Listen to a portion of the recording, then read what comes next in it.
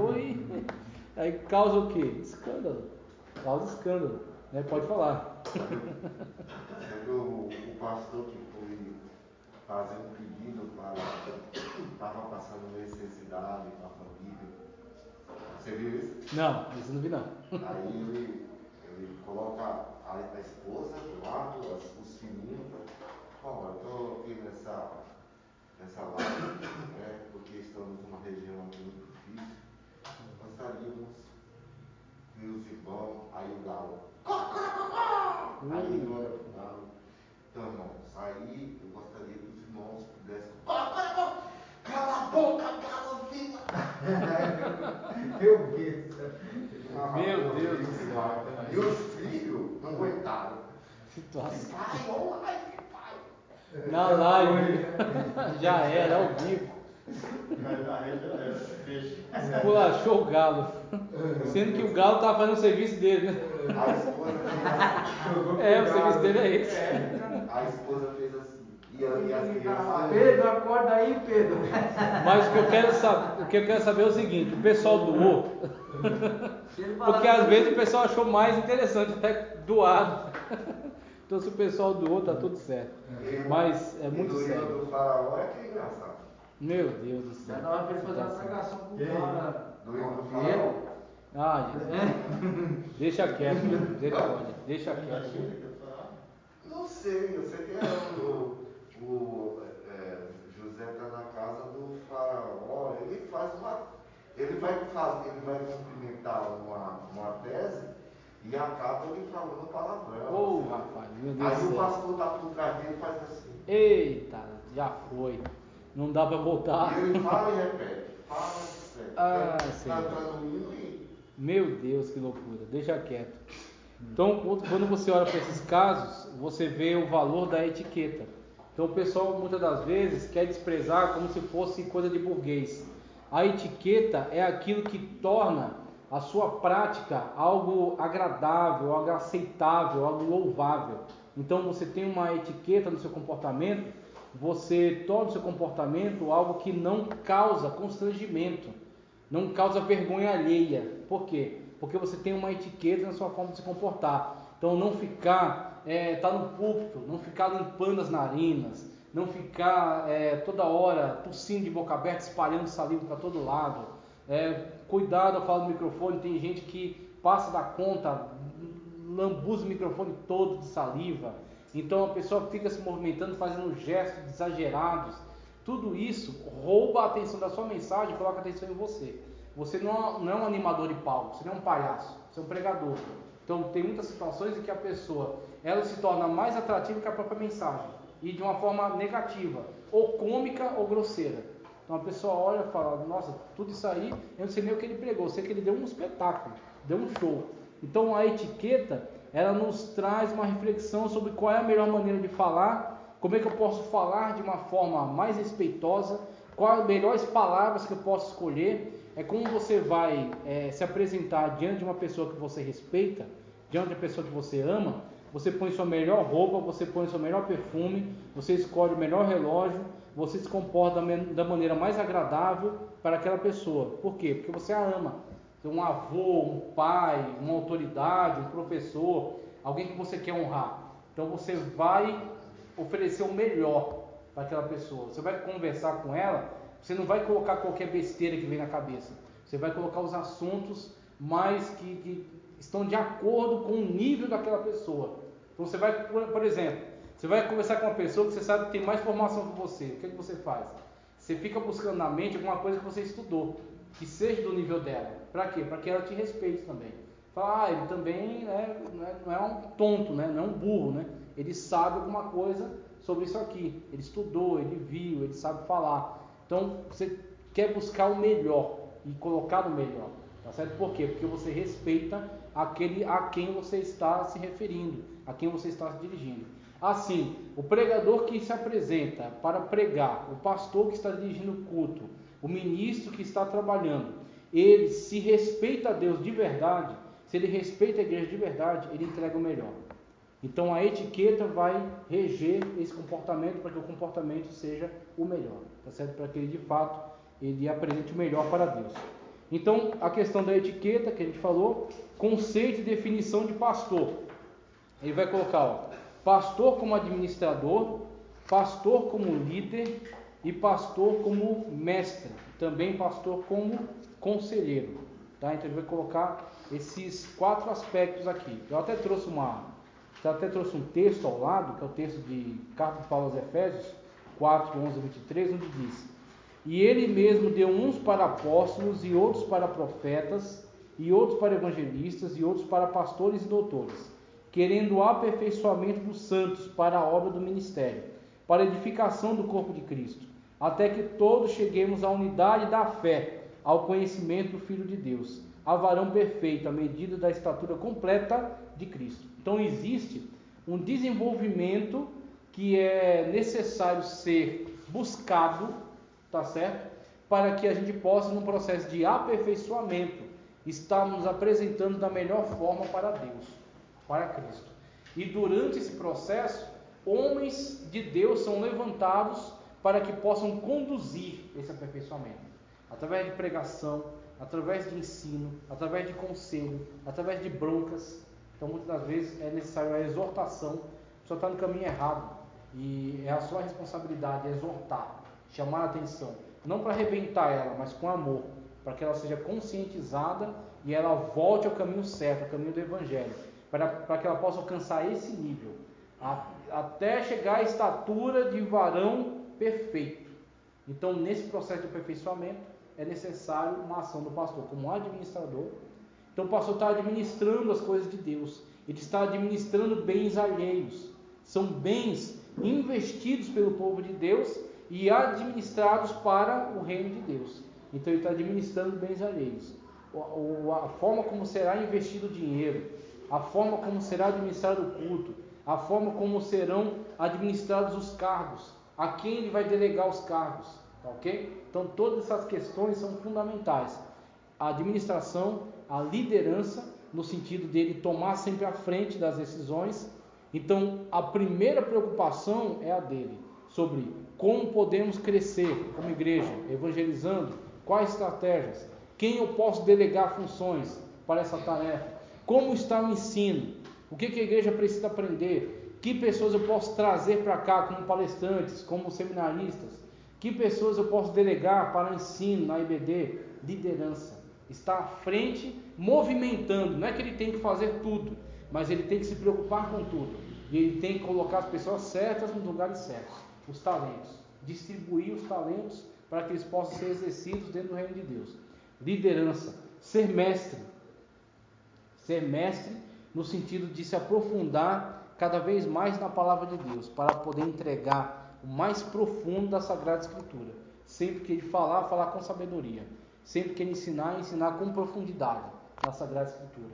Então, mesmo que haja pessoas com mais formação acadêmica, então o pastor está aí. Talvez não tenha tido a oportunidade de fazer um bom curso de teologia. Aí tem um membro que estudou, fez lá a Mackenzie, ou fez lá a Teológica Batista, aí também é filósofo, é historiador, é advogado, não importa. Ele é uma grande ferramenta. O pastor pode colocá-lo dentro do time, é que nem quando eu falei do técnico. O técnico tem jogadores ali que jogam muito mais do que a época que ele jogou futebol. Então o cara é técnico de futebol. Ele tem um craque ali, que tem muito mais fama, jogou muito mais do que ele jamais jogou na vida dele. Só que em vez dele se sentir ofendido com isso, ele se sente lisonjeado. Por quê? Ele não é jogador, ele é técnico. O jogador, com o talento que ele tem e jogando a bola que ele joga, vai enriquecer e vai engrandecer cada vez mais a sua habilidade como técnico. Ele é o estrategista. Então, ele vai, mesmo tendo pessoas com doutorado, pós-doutorado, o que for, a sabedoria que ele traz é uma sabedoria que vem imbuída de autoridade.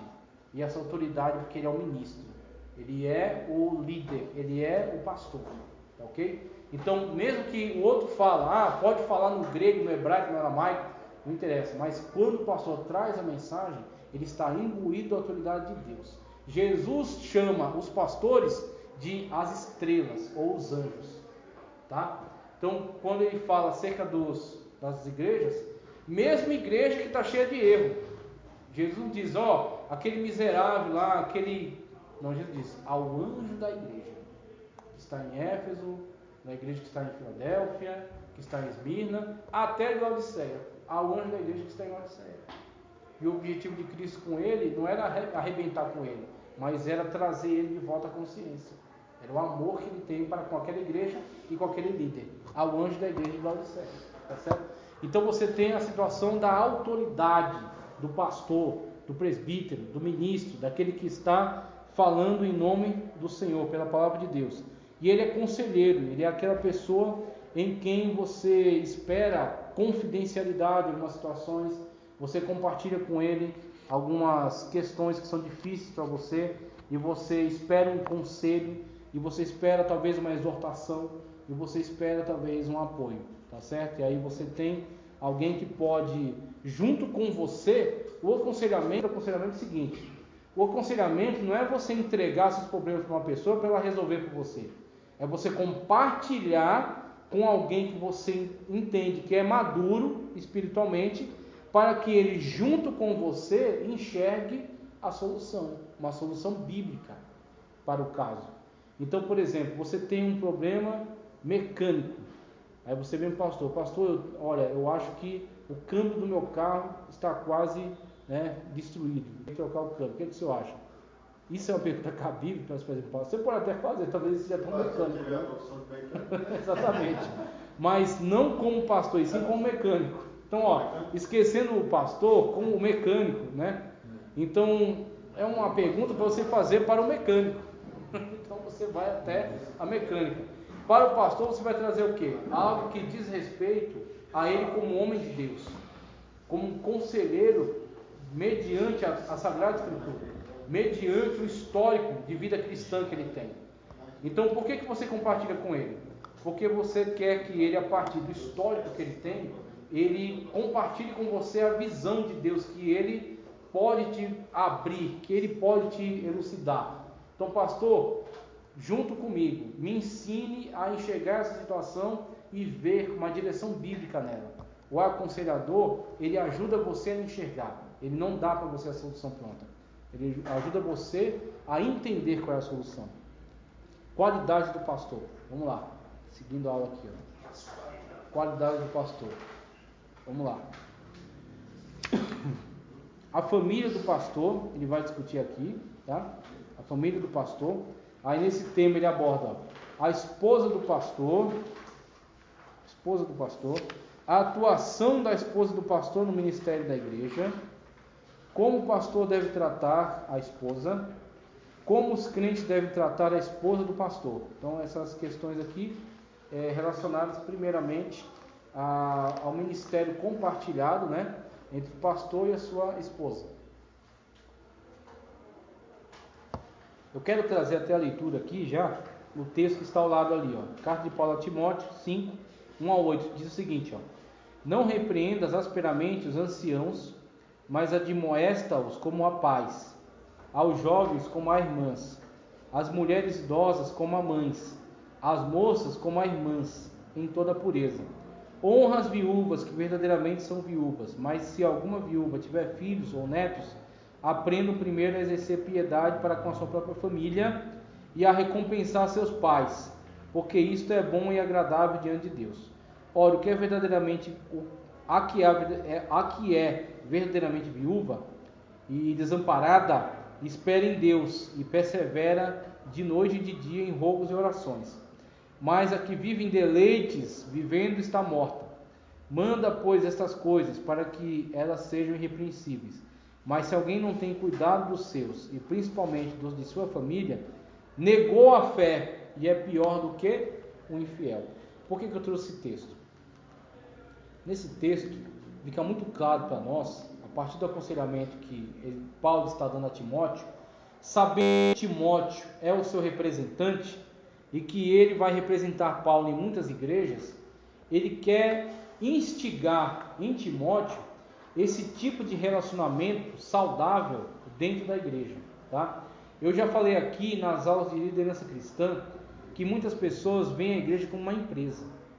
Então isso cresceu muito, isso hoje se desenvolveu em muitos lugares. Tem pessoas que veem a igreja como uma empresa. Tem pessoas que veem o ministério pastoral como um emprego, é o seu emprego, tá? Então tem pessoas que veem a igreja como uma organização, um clube, e aí querem muitas das vezes estabelecer certas estratégias para atrair o público com algo interessante, fazer com que o número seja sempre alto, mesmo que seja rotativo, e aí sempre estabelecer aquele sistema, né? Entregando algo que seja atrativo, interessante, mantendo as pessoas cativas e assim sustentando toda aquela máquina. Tem uma visão extremamente empresarial. A visão bíblica não é assim. A visão bíblica não é assim. Veja que Paulo começa a instigar em Timóteo, quando fala para ele acerca das suas incumbências, fala, ó, você vai precisar repreender anciãos, presbíteros. Você vai precisar chamar a atenção de irmãos, de irmãs, que são da sua idade talvez. Então ele fala, qual é o padrão? Qual é o padrão? Então você vai chamar a atenção desses anciãos com a paz. Como é que você chamaria a atenção do seu pai? Para alguma coisa um costume que é nocivo, ele fuma, ou ele bebe demais. E como é que você chegaria nele para conversar? Não chegaria esculachando, né? Então, você, da mesma forma como você busca as palavras certas e a maneira certa para chamar a atenção de uma pessoa que é mais velha que você, dentro da igreja é a mesma noção. Aos irmãos e irmãs, como aos demais cristãos de uma idade talvez semelhante à sua, como um irmão de sangue, como uma irmã, tá certo? As anciãs, como as mães. Então, quando Paulo desenvolve na mentalidade de Timóteo esse padrão, nós vemos que a visão de Paulo sobre a igreja não é uma visão empresarial, não é uma visão só institucional, é uma visão familiar, de amor, exatamente, o vínculo, o amor é o vínculo que une a igreja. Então você tem o amor, né? E esse amor gera comunhão, então isso é o vínculo. E, inclusive eu falei em liderança cristã, a única coisa que nos faz estar ligados aqui, comprometidos com as nossas funções, é o engajamento. Ou será que alguém está recebendo salário? Então, muitas das vezes você tem alguns ministros que são assalariados. Então ele entrega a sua vida integralmente ao serviço do ministério. Ele é assalariado pelo ministério. Mas na grande maioria das pessoas que exercem seus cargos, seu trabalho na igreja, eles são voluntários, ou não? Então eles estão envolvidos aqui por engajamento. E de onde vem esse engajamento? De um compromisso. Ele quer se engajar na obra de Deus e ele se submete à liderança de certas autoridades, reconhece elas como autoridade para a glória de Deus. Porque ele entende, eu estou fazendo isso aqui, reconheço ele como meu pastor, reconheço ele como meu presbítero, obedeço ele naquilo que ele está dentro da Sagrada Escritura, né? Está baseado, está fundamentado na Sagrada Escritura, porque eu entendo que isso é para o bem do reino de Deus e é para a glória do Senhor Jesus Cristo. Então o Senhor Jesus Cristo se agrada da minha ação. Então, olhando para isso, nós vemos como é que funciona verdadeiramente, né, essas relações dentro da igreja. Essas relações têm vínculo de amor, de comunhão, de intimidade familiar e de engajamento pessoal. Nós temos esses aspectos que são combustível para fazer funcionar o nosso comportamento aqui dentro dessa igreja. Essa igreja e aquela igreja. A igreja lá de Paulo e a igreja aqui de Vila Madalena, tá? Em 2022 já. Quando a gente olha para isso, a gente vê o seguinte: relação do pastor com a sua esposa, como ele colocou aqui, pastor, a esposa do pastor, a atuação da esposa do pastor, como o pastor deve tratar a sua esposa, como os crentes devem tratar a esposa do pastor. Dentro dessa questão, nós vemos que o pastor, como liderança, como conselheiro, como mestre, né, como administrador, que a gente acabou de analisar, ele é uma representatividade central para aqueles que estão em volta dele, ok? Então, não é que ele é o Jesus encarnado, que nem o Papa se acha, o vigário de Cristo na Terra, não é isso. Mas ele é o exemplo para os fiéis, ele é o exemplo para a igreja, ok? Ele é o referencial para a igreja, ele é o referencial básico para a igreja. Então, os casais que estão em volta dele, os novos convertidos, os casais mais velhos, até mais velhos que ele, tomam ele como referência. Então por isso que é importante isso aqui. Não é que o pastor nunca tenha uma escaramuça com a sua esposa, não é que o pastor nunca tenha um desentendimento com a sua esposa, mas tanto o pastor quanto a esposa do pastor estão ambos engajados no mesmo ministério. E a partir da ideia bíblica de que eles são uma só carne, a esposa compartilha com o pastor do ministério pastoral. Não é que ela é uma pastora, porque não existe base bíblica para o pastorado feminino. As decisões não partem dela, mas as decisões que o pastor toma são afetadas diretamente por ela.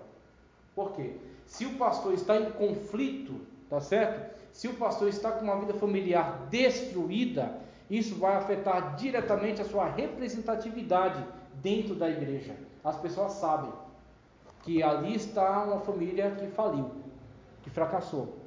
Então, por isso que em algumas situações, certas pessoas que acabam passando por problemas, mesmo que ele não seja o causador desse problema, para o bem da igreja como coletivo, a pessoa precisa ser afastada. E aí ela, não que a igreja esteja destruindo, desprezando, não que a igreja esteja matando essa pessoa, mas para o bem do coletivo da igreja, que precisa olhar para esse pastor, esse presbítero, esse diácono, tá certo? Como representatividades. Nesse sentido que a gente trata o relacionamento, tem uma discussão? Tem, mas essa discussão ela pode ser conduzida com respeito e no ambiente privado.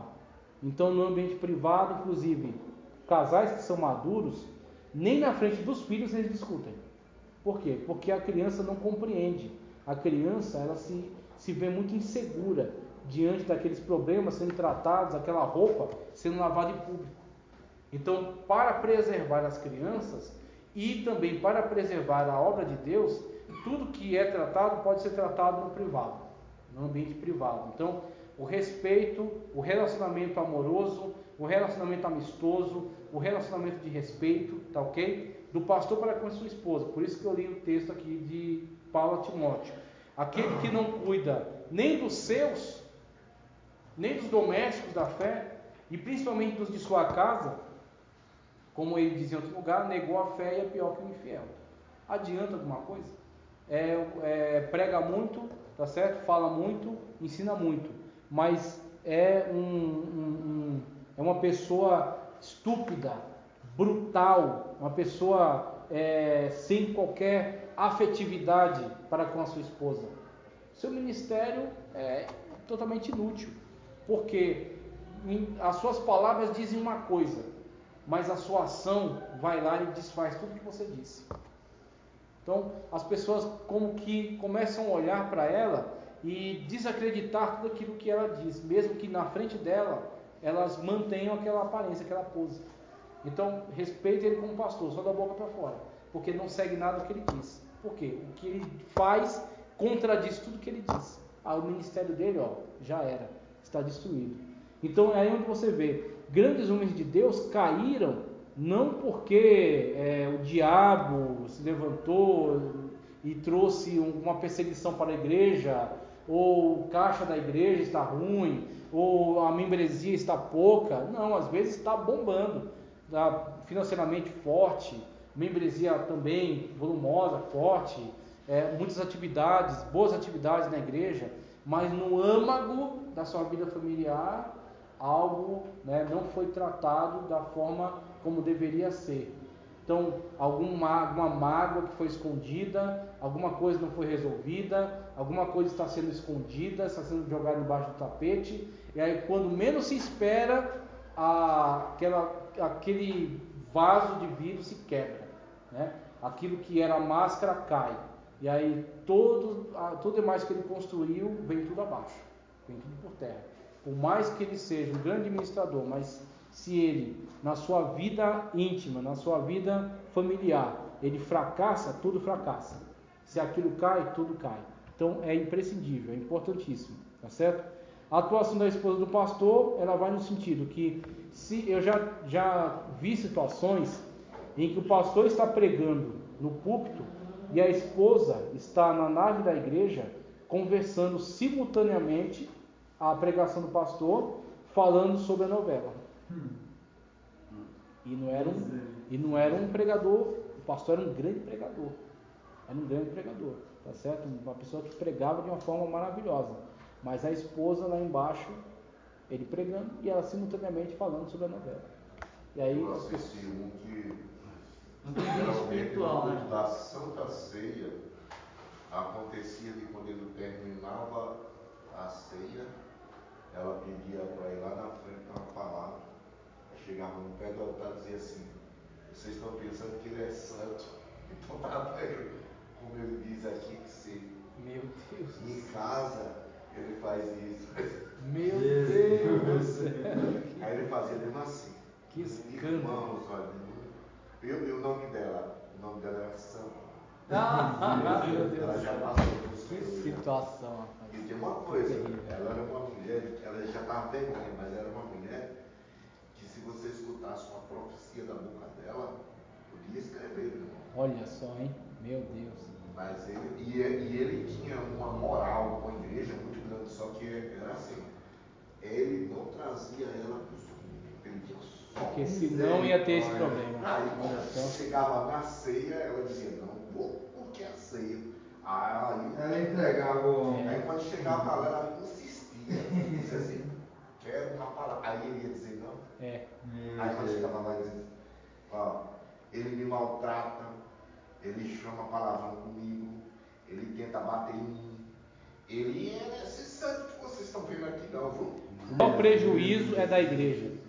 O maior prejuízo da igreja. Então, eles são pessoas que, mesmo passando por essas situações, mesmo Assembleia de Deus Madureira, abraço. mesmo passando por essas situações, eles continuam firmes.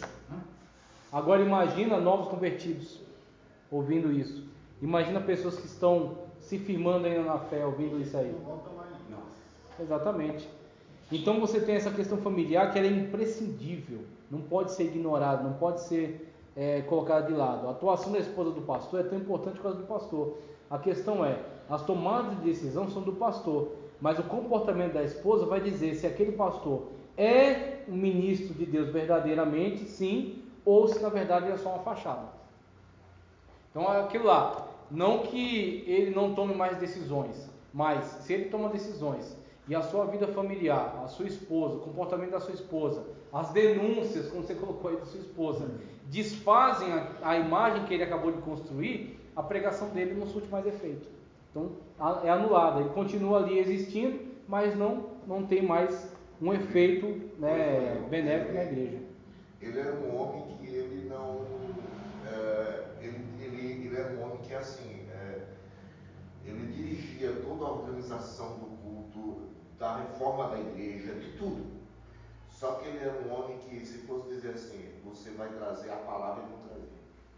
Não, ninguém sabe se era já o histórico dele ou se era a consciência dele. Já era um calcanhar de Aquiles, né, na vida dele, já era um teto de vidro. Você acha? Então, aí é uma situação em que talvez ele não sentisse a aprovação de Deus para isso, diante do histórico que ele conhece, talvez. E fica assim, um ministério prejudicado, e o prejuízo maior é para a igreja, que a igreja sempre falta. Mesmo que outras pessoas podem pregar e descer fogo do céu, a pessoa quer ouvir o seu pastor. Não é o meu pastor. Pregou, ensinou, falou, doutrinou, falou de um monte de coisa. Mas quem é? É o diácono, é o cooperador, é o presbítero, é o pastor de outra igreja, não é o meu pastor. Então, porque ninguém conhece as ovelhas como pastor. Então tem um contrato, tem um compromisso, tá certo? Você se engajou naquela igreja para servir a Deus e você diz, aquela pessoa é o meu pastor, ele é o pastor aqui da igreja. Então ele é a autoridade aqui. Se ele diz, aquilo que ele diz está imbuído de autoridade de pastor, como anjo da igreja. Então mesmo que outras pessoas falem melhor que ele, mas é ele que tem autoridade pastoral, é ele que é o anjo da igreja, ok? Então quando ele não cumpre essa função, ele está em falta gravíssima. E aí você tem essa situação, como os crentes devem tratar a esposa do pastor? Com todo respeito. Agora, sabendo que a autoridade pastoral é do pastor e não da pastora, porque não existe pastora, tá? Então ela é pastora, vamos colocar assim, a gente pode até olhar para ela e considerar ela uma pastora, porque ela compartilha do ministério do pastor. ela está junto com o pastor, ela é a mesma carne, né, como a Bíblia diz, se juntarão e serão uma só carne.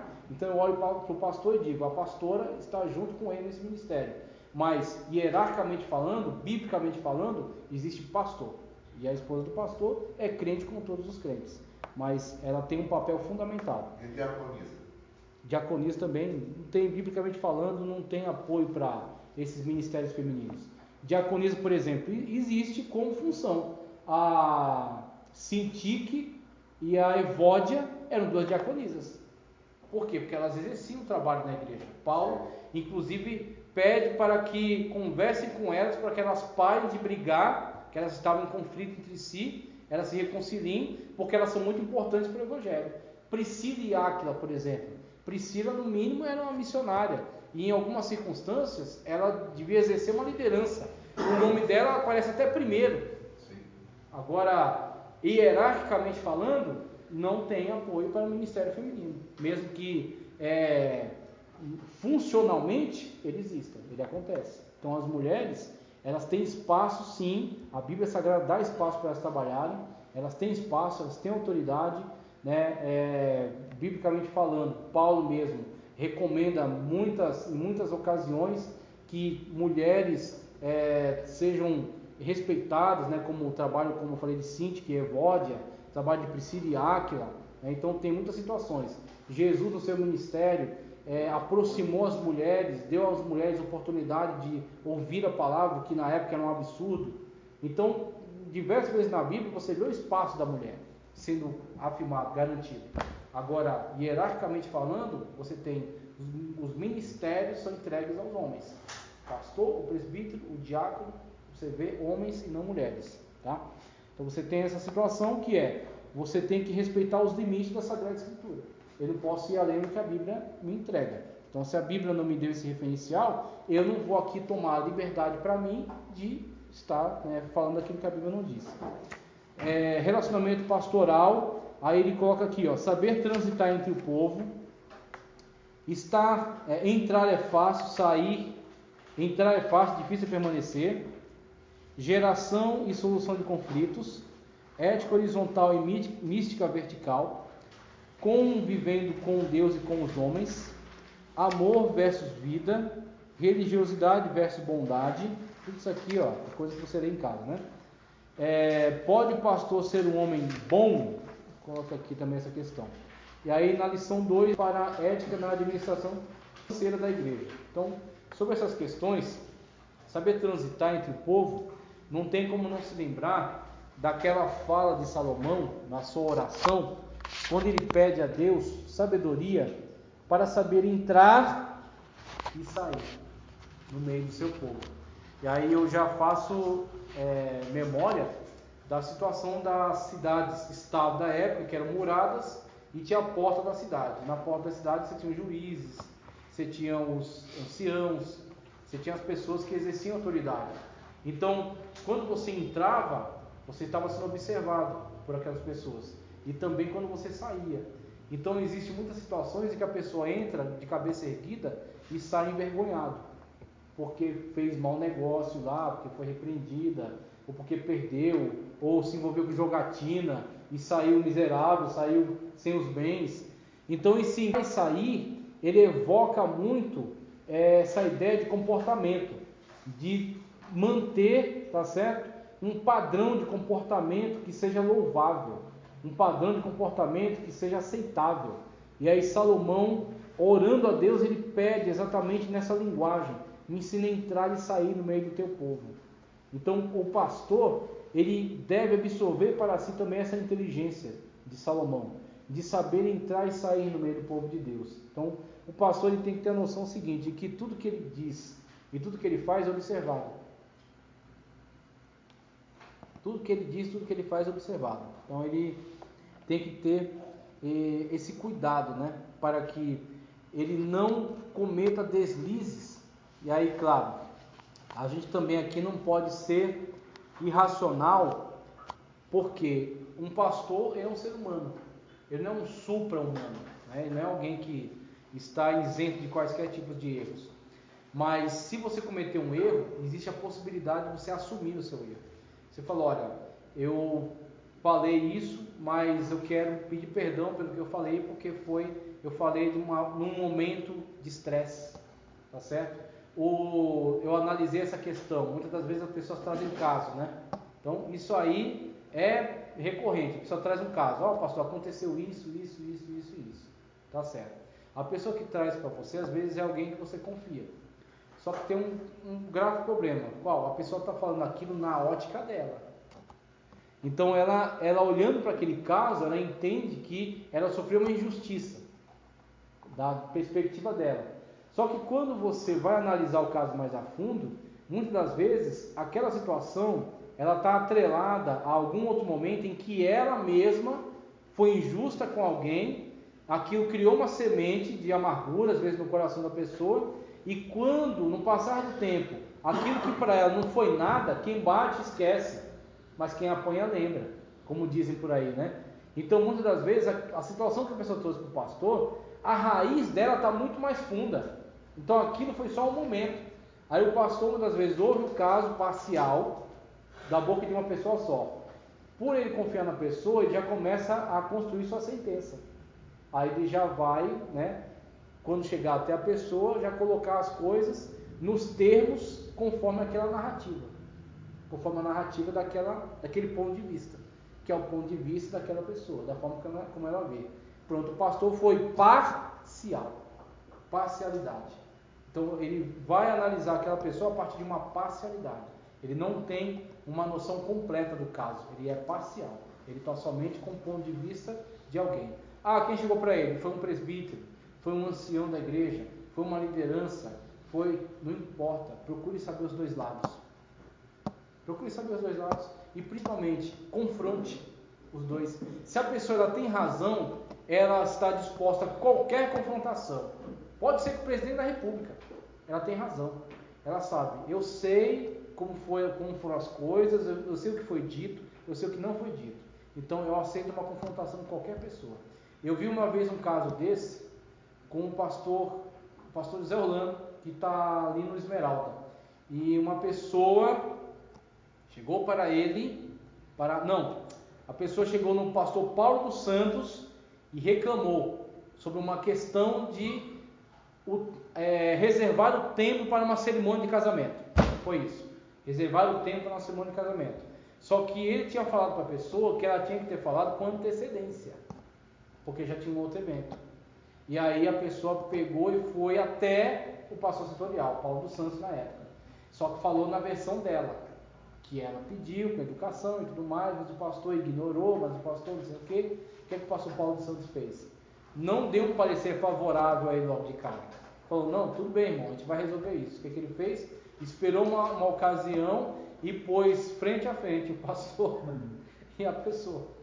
Quando a pessoa contou a história, o pastor explicou. Isso aqui foi o seguinte, ele veio me pedir em cima da hora. Já tinha um evento anterior agendado para o mesmo dia.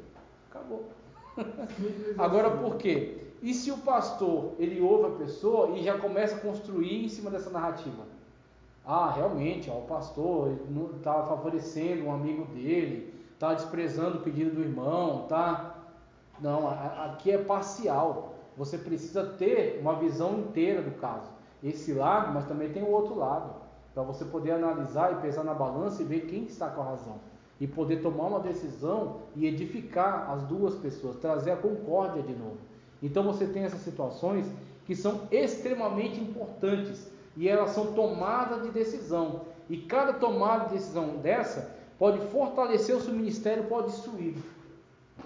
Se você começa a tomar decisões injustas, isso vai alimentando cada vez mais um sentimento de desrespeito para com o seu ministério. Fala, o pastor é injusto, o pastor é parcial, o pastor favorece os amigos do rei. Já ouviu falar disso, os amigos do rei? Não, porque fulano come pizza com ele. Então quer dizer, se eu pedir é uma coisa, se fulano pedir, aí é outra. Meu irmão, isso destrói o ministério. Porque o que acontece? Talvez a pessoa na sua frente, ela te respeite, mas ela não recebe a sua mensagem, ela não recebe a sua instrução, ela fala de você por aí, ela planta sementes malignas contra você. Por quê? Por causa, muitas das vezes, de alguma falha, por causa de alguma ponta solta que você deixou, alguma gafe. Então, eu lembro daqueles provérbios que diz que o presente corrompe as pessoas. Então, tem que tomar muito cuidado com aproximações, com intimidades, com presentes, com favorecimentos, com bajulações, porque isso é destruição para muitos ministérios. Então, mesmo que a pessoa ela nem tenha essa intenção, mas ela se deixa levar por essas ações, ela não se protege, a Bíblia não louva todos, pessoas tolas, pessoas que estão sendo manipuladas pelas outras não percebem. A pessoa tola, ela acaba tendo seu ministério destruído por outros, né? Porque ela não percebe essas manipulações que estão fazendo em volta dela. Como uma vez eu ouvi uma frase que eu não consigo nunca mais me esquecer, que a pessoa disse: olha, tá vendo essas lideranças aí, ó, esses pastores, esses evangelistas, eles são escadas por onde a gente vai subir para alcançar aquilo que a gente quer. E a pessoa falou isso numa naturalidade, você não via maldade nela falando isso, mas quando você analisa a frase dele, você diz, quer dizer, aquela pessoa é uma escada, então você está se utilizando dela para algum propósito que está além dela. Então, se aquela pessoa é uma escada para você chegar até onde você quer, aquela escada, e se ela cometer algum erro, alguma falha, algum problema, será que você vai ter a coragem de repreendê-la, a coragem de chamar a atenção dela, a coragem de aconselhá-la em algum erro que ela cometer? Não, por quê? Porque você está usando ela como escada. Então você não quer que ela se afaste de você. Se a escada se for, você cai. Pode ir lá, tranquilo. Então, quando você vê pessoas que olham para outras e as veem como escada, você vê pessoas que estão se aproveitando, que estão sugando, estão parasitando o ministério de outras, tá certo? Para tentar arrancar dele algum benefício para si. Ah, porque eu ando com fulano de tal, então eu tenho acesso. Então eu consigo pregar aqui, eu prego ali, minha agenda é cheia, eu visito lugares bons, eu faço isso, eu faço aquilo. Por quê? Porque ele está parasitando o ministério de outras pessoas. E aí você tem que tomar muito cuidado com esse tipo de situação. De pessoas que se aproximam para isso, para sugar alguma coisa de você. Entrar é fácil, difícil é permanecer, que é aquela situação onde muitas das vezes a obra de Deus, o ministério, como Cristo disse, que os campos estão brancos, mas poucos são os ceifeiros. Outros diz que poucos são os cearenses, né? Para ceifar o campo. Exatamente. Opa, a chuva aí. Poucos são os ceifeiros. Exatamente. Então poucos são os ceifeiros. Diante dessa situação, a necessidade é grande. Diante dessa necessidade, você vai ter a absorção de muitas pessoas. Muitas pessoas acabam sendo promovidas, acabam tendo oportunidade, tendo chance. Mas para que essa oportunidade se constitua num ministério sólido, vai ser necessário muito mais. Vai ser necessário, por exemplo, que esta pessoa que está engajada no ministério, ela se atente para a ética do comportamento, para a ética cristã, a ética dos relacionamentos, a ética na administração, a ética na condução do culto, a ética no aconselhamento. Então ele vai ter que buscar o padrão bíblico para que ele incorpore esse padrão bíblico, viva conforme ele e possa então confirmar o seu ministério. Então entrar é fácil, como ele fala, mas difícil permanecer. Você até entra, você até é consagrado, você até recebe a carteirinha, mas se o seu ministério vai ser bem sucedido ou não, aí é outros 500, irmão. Aí é outra coisa. Depende de Deus não, né? Depende de você. Vai dar entrega, porque Deus já fez a parte dele. Então, o que é da parte de Deus está disponível. Os dons, o talento, o espírito, tá certo? O apoio, o poder, está disponível. A graça, aí vai de você. Então, você pode pôr uma mesa farta, mas a pessoa pode dizer, não quero nada. Ela entra e sai com fome. Por quê? Porque a mesa está lá, mas ela não quer comer. Você não pode empurrar a goela abaixo. Então, está disponível, mas quantos usufruem? Então aí tem a situação, tem pessoas que dizem, não, eu quero aprender, eu quero ler, eu quero estudar, eu quero orar, eu quero entender, eu quero aconselhar, eu quero ouvir as pessoas para compreender quais são as necessidades. E outros dizem assim, não, eu quero entrar, pregar e ir embora para casa. Então, isso aí, meu irmão, muitos fazem. Geração e solução de conflitos é a questão. Para que existe um pastor mesmo? Para que existe um pastor? Para pastorear. para apacentar. Então é muito surpreendente quando você vê um pastor que foge de conflitos. Se existe conflito, existe necessidade de você existir. Se as pessoas se dirigissem a si mesmas, então não seria necessário um pastor. Elas iam, as ovelhas sabem o caminho, então elas vão conduzindo a si mesmas. Mas não, elas não sabem. Existem conflitos. E se existe conflito, existe a necessidade do pastor. E o pastor, então, exatamente, não é que ele fica feliz com a geração de conflitos, mas ele vê na geração de conflitos oportunidades. Então, muitas das vezes... Habite para pessoas que vocês estão aliadas. Aí, tá vendo? Vai desse caminho. Exatamente. Existem pessoas que você só vai ter acesso ao coração delas quando ela tiver o primeiro conflito, quando ela tiver o primeiro problema. Tem pessoas que começam a vir para a igreja, mas ela está como uma cidade trancada. Então você não consegue acessá-la, você não consegue ter uma intimidade, uma aproximação com ela. Mas quando vem uma tribulação, um vento, uma tempestade, e aquela pessoa sente a necessidade de abrir para você a vida dela, convidar você para fazer ela enxergar uma solução bíblica, pronto, aí você tem um acesso para estabelecer um vínculo. Então, muitas das vezes o conflito, ele é o início de uma grande solução. Ele é a oportunidade de uma grande solução para a vida dela e também para a igreja. Então, geração e solução de conflitos. Ética horizontal e mística vertical. O que é isso? Ética horizontal é exatamente a moral que é estabelecida nos comportamentos, nos costumes. É o nosso relacionamento. Então, por exemplo, para que o nosso relacionamento seja sadio, nós temos uma moral. Tá certo? Nós temos uma ética que analisa essa moral. Então eu não trato vocês de forma desrespeitosa. Eu não trato vocês de forma leviana. Vocês são homens de Deus. Eu respeito vocês. Eu respeito as irmãs. Por exemplo, vocês já teve situações de observar pessoas que entram no nosso meio e que não compactuam com a nossa ética. Não compactuam com nossos códigos morais. E você começa a ver comportamentos estranhos. Como já vi pessoas que entraram aqui e tentando como que se envolver com as jovens, com muita liberalidade com as jovens, muito abraço, muito pegando na mão, vai cumprimentar uma irmã, põe as duas mãos, faz um sanduíche, pega a mão aqui e põe a mão em cima. Opa, que negócio é esse?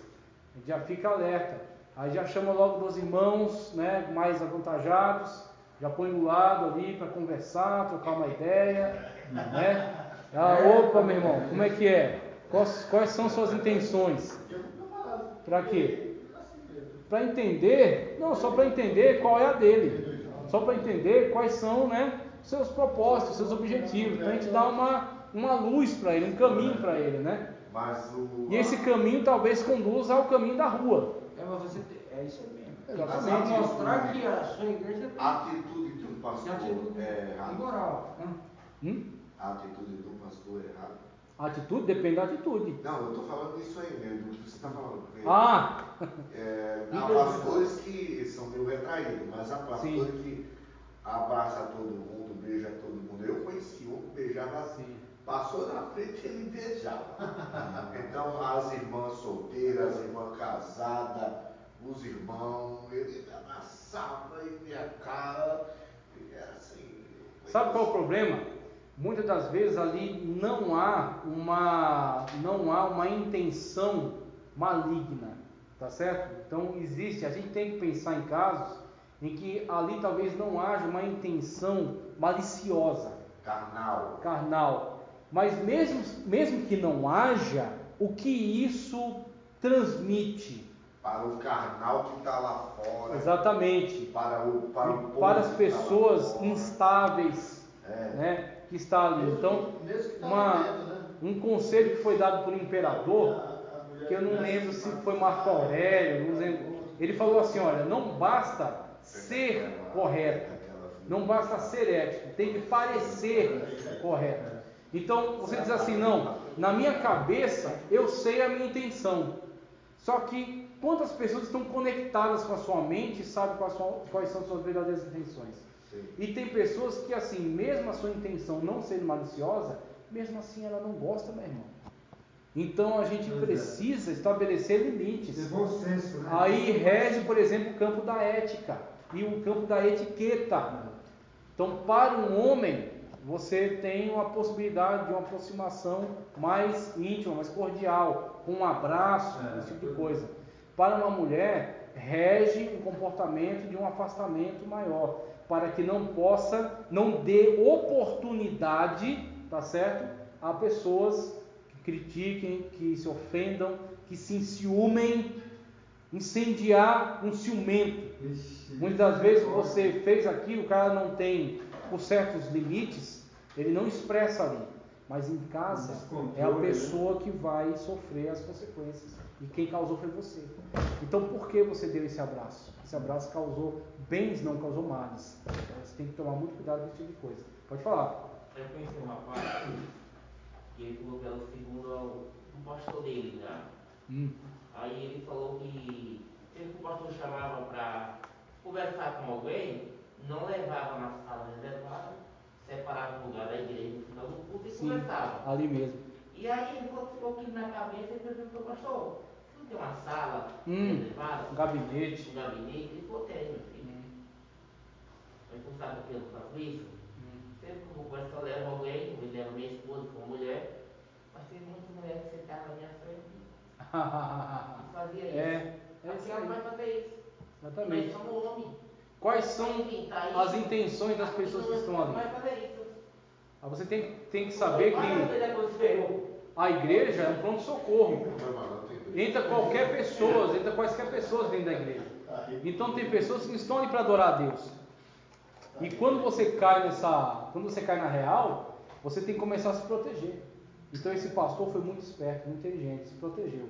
Aí num caso onde alguém pedir mais privacidade e tiver uma mulher envolvida, ele tem que estar a esposa dele junto, né, irmão?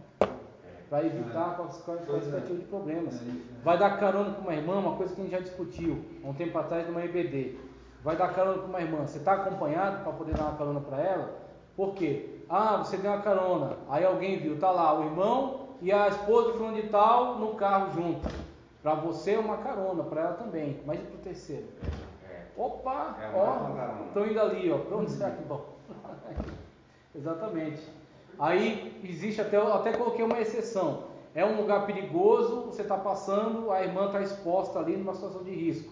Meu irmão, quer então ajudar a irmã, tirar daquela situação? Abre todos os vidros e põe a irmã no banco de trás. E vai. No primeiro ponto você descarrega ela lá. Vai de ônibus.